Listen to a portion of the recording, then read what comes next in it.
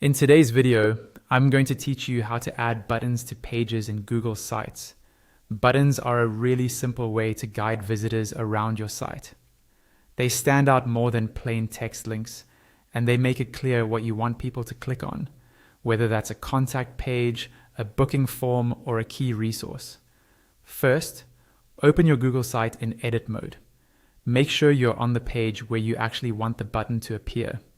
You should see the usual Google Sites layout, with your page in the middle, and a panel on the right side that includes options like text, images, and layouts. Now, in that right-hand panel, look for the option labeled Button. It's usually in the Insert section.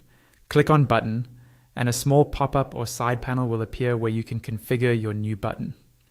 In the field for the button text, type the words you want to appear on the button itself. Keep it short and clear, like learn more, contact us, or view pricing. This text is what your visitors will see and click, so it should describe exactly what happens next. Below the text field, you'll see a field for the link. Click into that link field. Google Sites will let you either paste a web address, like an external URL, or choose from the existing pages on your site.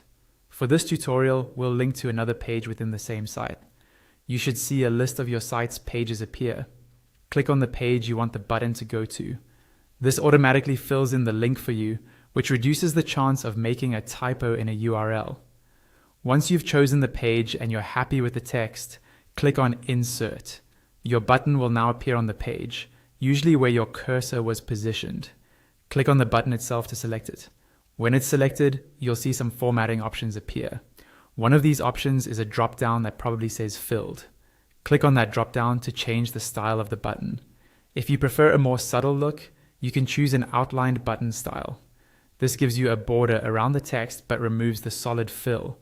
Or, if you want something even more minimal, choose the text-only style, which has no outline or fill and looks like a regular text link but keeps the button formatting controls.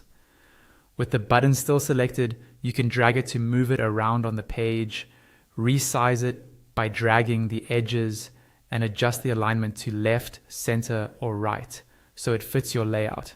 You can also duplicate the button if you want several with the same style, or delete it if you change your mind.